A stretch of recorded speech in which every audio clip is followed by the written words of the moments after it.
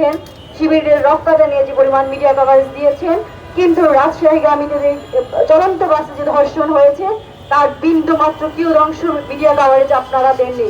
আমরা আপনাদের থেকে মিডিয়া কভারেজ পাইনি। কোনো ধর্ষণের বিরুদ্ধে মিডিয়া কভারেজ আসে না। আমাদের দেশে এই বারবার ধর্ষণের ঘটনা ঘটার পিছনের কাহিনী হচ্ছে, এক নম্বর হচ্ছে আমি মনে করি আইন শৃঙ্খলার অবনতি, আইন শৃঙ্খলার যথাযথ ব্যবস্থা গ্রহণ না করা, এবং হচ্ছে আমাদের দেশের সামাজিকীকরণ ব্যবস্থা।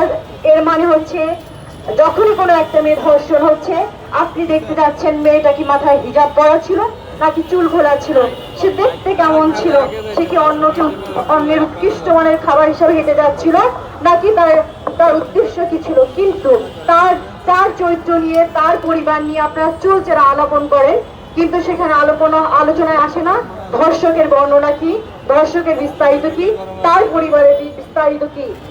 এই যে আমাদের সামাজিকীকরণের অবস্থা, এই যে কোনো কিছু ঘটতেই নারীর চরিত্র নিয়ে ঘটনা, সেটা যদি হয় এই যে সাকিব, আপনাদের সুপারস্টার সাকিব বিয়ে করেছে সে বারবার, কিন্তু চরিত্র নিয়ে আসতেছেন আপনারা গুগলি আর অপু বিশ্বাসে।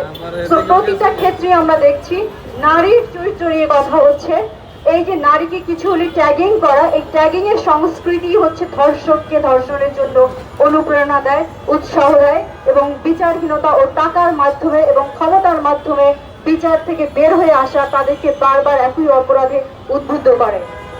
প্রিয় জনতা, আপনারা দেখেছেন আমরা নোয়াখালীর সুবর্ণচরে একটা ঘটনা জানি যে বিরোধী দলের ধানের শীষে ভোট দেওয়ার অপরাধে তৎকালীন আওয়ামী লীগ সরকার এবং তার আওয়ামী লীগ সরকারের সংগঠনের লোকজন দলবদ্ধভাবে এক গৃহবধূকে ধর্ষণ করে। আমরা অন্তর্বর্তীকালীন সরকারের সময় এসেও দেখছি দলবদ্ধভাবে ধর্ষণ হচ্ছে। তাহলে কি সরকার পরিবর্তন হচ্ছে, সংস্কার হচ্ছে, কিন্তু নারীদের বেলায় সেটা সম্পূর্ণভাবে অপরিবর্তিত রয়ে যাচ্ছে। এর কারণ কি? যখন এই জুলাইয়ের আন্দোলনে যখন ছেলেরা মার খাচ্ছিলেন, যখন ঢাকা বিশ্ববিদ্যালয়ের ছেলেদের হলগুলো বন্ধ হয়ে যাচ্ছিল, তখন রোকেয়া হলের মেয়েরা এই নিবু প্রায় আন্দোলনকে জাগ্রত করে তোলে। কিন্তু যেই আন্দোলনটা শেষ হয়ে গেল, সরকারের পরিবর্তন হলো, এই আমরা আর কোনো রাজপথে মেয়ে দেখি না, কোনো রাজপথের সমন্বয় হাতে গোনা কয়েকজন আছে, সেই আন্দোলনকারীদের পক্ষ থেকে কোনো মেয়ে উপদেষ্টা নাই। কিন্তু প্রচুর প্রচুর সমন্বয়ক, সহ সমন্বয়কের ছোট ভাই, বড় ভাই, চাচাতো ভাই, এই নামে প্রচুর সমন্বয়ক হাঁটতে হাঁটতে গায়ে ধাক্কা লাগার মতো অবস্থা, কিন্তু নারীদের অবস্থা নাই। তো এই বারবার চিৎকার চেঁচামেচি না করে শুধু এটুকুই চাই, এই দ্বিতীয় স্বাধীন বাংলাদেশে আমি নারী হিসাবে এখন এই মুহূর্তে আমার অস্তিত্ব নিয়ে সংকটে আছি। আমি আমার অস্তিত্বকে চাই। এই মুহূর্তে আমার কাছে মনে হয় আমাদের এই সবার আগে এই ধর্ষকের বিচারের জন্য কঠোর আইনের ব্যবস্থা করা প্রয়োজন, এবং তা বাস্তবায়ন করা প্রয়োজন, এবং সেটা মনিটরিং এর জন্য একটা আলাদা সেল করা দরকার, যেন ধর্ষণের সাথে জড়িত এসআই কিংবা পুলিশের যেসব লোকজন থাকবেন তারা যেন কোনো দুর্নীতি কিংবা কারো ক্ষমতার দ্বারা বায়াস্ট হয়ে সেই বিচার কার্যক্রমকে ব্যাহত করতে না পারে। আমাদের এটুকুই চাওয়া। সবাই ভালো থাকবেন। আবার আসসালামু আলাইকুম। ন্যাপকিন, এই স্যানিটারি ন্যাপকিন উচ্চ মূল্য বিদেশি পণ্য হিসেবে বাংলাদেশের গভর্নমেন্ট তালিকাভুক্ত করে রেখেছে। কিন্তু আমি আপনাদের কাছে এই জুলাই মঞ্চের মাধ্যমে আপনাদের সাথে সংহতি জানিয়ে বাংলাদেশ গভর্নমেন্টের কাছে উদাত্ত আহ্বান জানাতে চাই। বাংলাদেশে অর্ধেক নারী রয়েছে, অর্ধেক পুরুষ রয়েছে। সেই অর্ধেক নারীর নিত্য প্রয়োজনীয় দ্রব্য স্যানিটারি ন্যাপকিনকে কেন বিলাসী পণ্য হিসেবে আখ্যায়িত করে তালিকাভুক্ত করে রাখা হবে? তাই আমি সরকারের কাছে উদাত্ত আহ্বান জানাবো যাতে করে এটাকে সহনীয় পর্যায়ে নিয়ে আসার জন্য। পাশাপাশি যে এই ধর্ষণ কাণ্ডের সাথে যারা জড়িত রয়েছে প্রত্যেককে বিচারের আওতায় এনে কঠিন শাস্তি নিশ্চিত করতে হবে, যাতে আমার বোন, আমার মা আরেকটি ধর্ষণ যাতে বাংলাদেশে তৈরি হতে না পারে। আপনারা সকলে জানেন আমাদের পার্শ্ববর্তী রাষ্ট্র ভারতের যে পরিমাণ ধর্ষণ হয়, সেই ধর্ষণের কালচার আমাদের বাংলাদেশে আগে ছিল না। কিন্তু ফ্যাসিস্ট হাসিনা আমাদেরকে এই বিগত 15 বছর আমাদের পার্শ্ববর্তী রাষ্ট্রের ইন্ধনে আমাদের বাংলাদেশেও ধর্ষণ কালচারকে চালু করার জন্য পায়তারা চালিয়েছে, এটা অব্যাহত রয়েছে।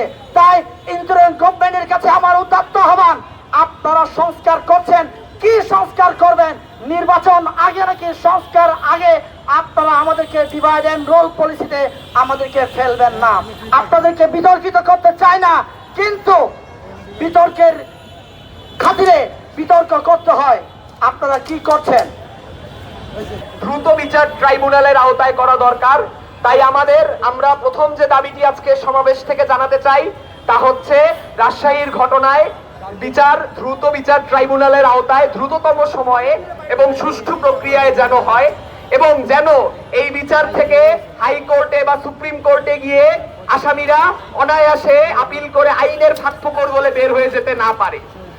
দ্বিতীয়ত, আমরা দাবি জানাই যে এই জাতীয় যে ধর্ষণের ঘটনা একের পর এক আমাদের দেশে ঘটে চলেছে, এই সকল ঘটনার কারণ এবং এগুলোর প্রতিকার এবং প্রতিরোধের জন্য কি কি পদক্ষেপ নেওয়া যেতে পারে এই বিষয়ে বুদ্ধিজীবী এবং বিশেষজ্ঞদের সাথে মিলে একত্রে একটা সুনির্দিষ্ট কমিশন তৈরি এবং সেই কমিশনের আওতায় নির্দিষ্ট ব্যবস্থা গ্রহণ।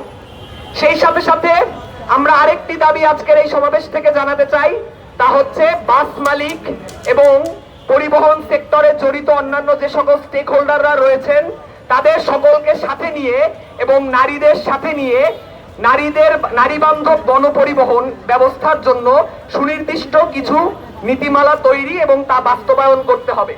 আমরা মনে করি এই তিনটি দাবি যদি বাস্তবায়ন হয় সেক্ষেত্রে আমাদের দেশে ধর্ষণের বিরুদ্ধে আমাদের যে সংগ্রামটি রয়েছে সেই সংগ্রামটির অগ্রগতি সম্ভব।